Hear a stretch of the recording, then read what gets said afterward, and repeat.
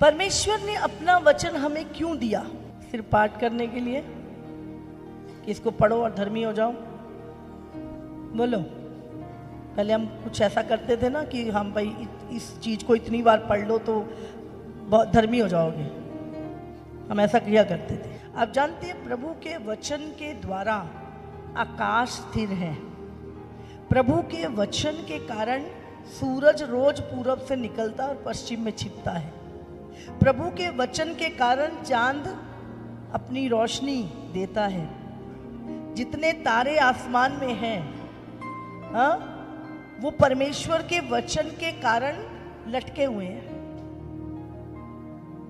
प्रभु के वचन के कारण समुद्र अपनी सीमा नहीं तोड़ता। प्रभु के वचन के कारण धरती पे हरियाली होती है, क्योंकि परमेश्वर ने पूरी सृष्टि जो है वो अपने वचन से बनाई। समझ रहे हैं? तारों में सबसे छोटा तारा सूरज है। तो आप सोच सकते हैं करोड़ों अरबों खरबों ऊपर तारे, अगर एक भी गिर जाए तो धरती का क्या होगा? लेकिन वो स्थिर है क्योंकि प्रभु के वचन के द्वारा प्रभु ने उन्हें बोला जैसा वो वैसे ही लटके। तो पूरी जो सृष्टि है, पूरी जो पृथ्वी है, वो प्रभु के वचन पे स्थिर है। और प्रभु ने आपको और मुझे भी क्या दिया? वचन। और वो वचन ऐसा नहीं है कि प्रभु ने बोल दिया, कल को फिर कुछ और बोल देगा, परसों को कुछ और बोल देगा। प्रभु का जो वचन है वो स्थिर है, उसमें कोई बदलाव नहीं है, कोई मिलावट नहीं है, कोई अस्थिरता नहीं है। बाइबल में लिखा है धरती और आकाश टल जाएंगे पर मेरा वचन बिना पूरा हुए कभी ना टलेगा। हालेलुया।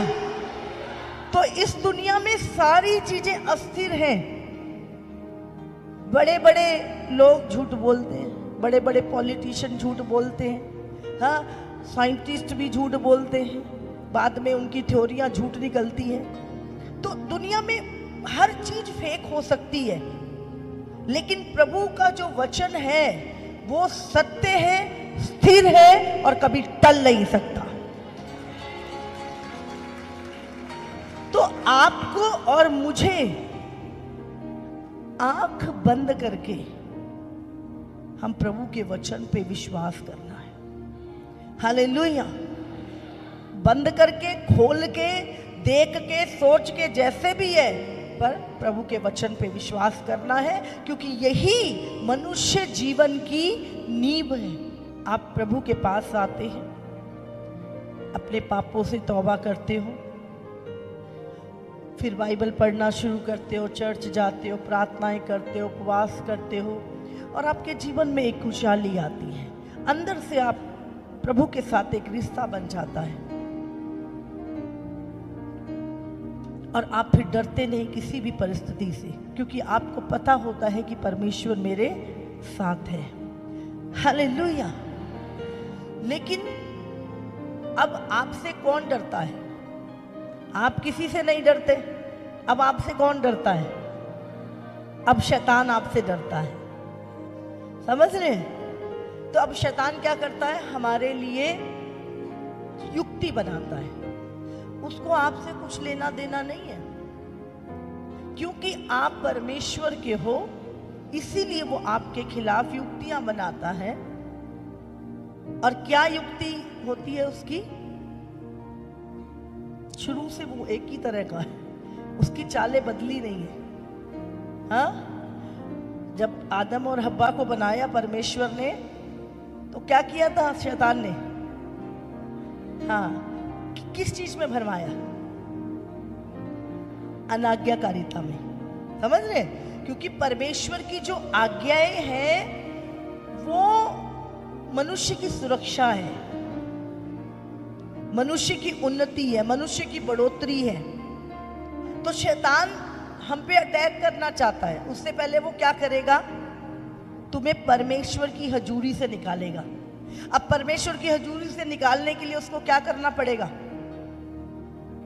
हाँ, तुम्हें वचन के खिलाफ करेगा वो। उसने क्या किया? हब्बा को भरमाया, प्रभु ने कहा तू इसका फल खाएगी तो निश्चय मर जाएगी। शैतान ने क्या बोला?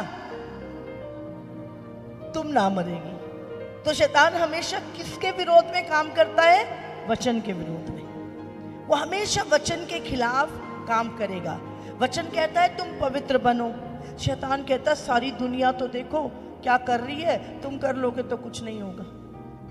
तो वो शैतान का हमेशा वचन के खिलाफ काम करेगा।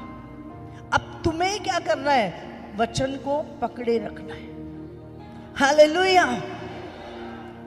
तो अंत के दिनों में यहूदा की जो पत्री है, अगर हम देखें प्रकाशित वाक्य से पहले की लास्ट पत्री है ये यहूदा की पत्री, और इन आखिरी दिनों में पत्रियों को पढ़ना बहुत जरूरी है।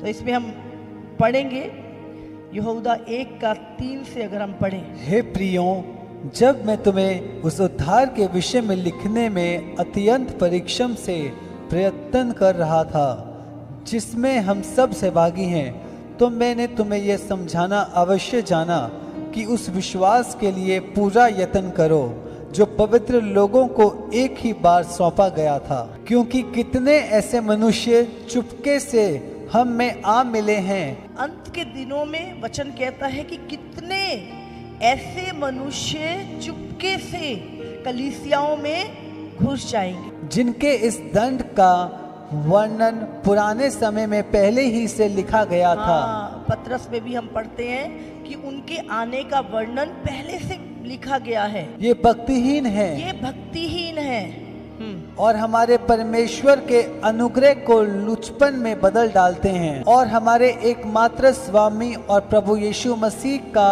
इनकार करते हैं। हाँ, ये मुंह से तो प्रभु प्रभु करते हैं पर कामों से परमेश्वर का इनकार करते हैं, है ना। परमेश्वर ने कहा कि तुम उनके फलों से उन्हें पहचान लोगे। बहुत ही अलर्ट रहना है इस समय पर, क्योंकि वचन को हल्का किया जाएगा। नहीं नहीं कुछ नहीं होता, कुछ नहीं होता, प्रभु कुछ नहीं कहेगा, प्रभु नहीं नहीं, मतलब हर कंप्रोमाइज करने के लिए शैतान तुम्हें जो कुछ नहीं है चीजें उनको महत्वपूर्ण दिखाएगा और जो रियलिटी है उसको हल्का करेगा। अगर मैं आपसे पूछूं इस समय, एक व्यक्ति के लिए संसार की शिक्षा जरूरी है, ये परमेश्वर की, लेकिन आज किस पे ज्यादा जोर दिया जाता है? संसार की, हाँ के ना। तो हम देख रहे हैं बहुत ज्यादा जो है चीजें हैवी की जा रही हैं संसार की, फ्यूचर ये वो, जबकि हम देख रहे हैं आज क्या हो रहा है, यूथ कहाँ जा रहा है, व्यभिचार में, ड्रग्स में। हाँ, हम कितने अपने बच्चों को प्रभु की शिक्षा देते हैं, जबकि बाद में रोते इसीलिए हैं क्योंकि प्रभु का गुण नहीं रहा, संसार का सब कुछ आ गया। समझ रहे? तो इस दुनिया में हम बाइबल पढ़ते, सबसे बुद्धिमान कौन था? हाँ, सुलेमान था। सुलेमान ने कौन सी बड़ाई की थी? पैसे की कमी थी उसको। दुनिया की हर एक उत्तम से उत्तम चीज उसके पास थी। बड़े बड़े महल थे, बड़ी सेना थी, बड़ा दुनिया उसको, उसकी बुद्धि की चीजों को देखने के लिए आती थी। उसका उठना बैठना, उसका स्टाइल, उसकी हर चीज, लोग हैरान होते थे उसकी बुद्धि से। वो पूरी प्रजा का न्याय किया करता था सच्चाई के साथ। तो उसके जैसा कोई बुद्धिमान नहीं था। उसने कौन सी शिक्षा ली थी बोलो? हाँ, उसका पिता दाऊद उसको परमेश्वर की शिक्षा देता था, और उसने नीति वचन लिखे, सबोपदेशक लिखे, है ना। और हम देखते उसकी किताबें पढ़ के आज हम बुद्धि लेते हैं, तो वो कितना बुद्धिमान था।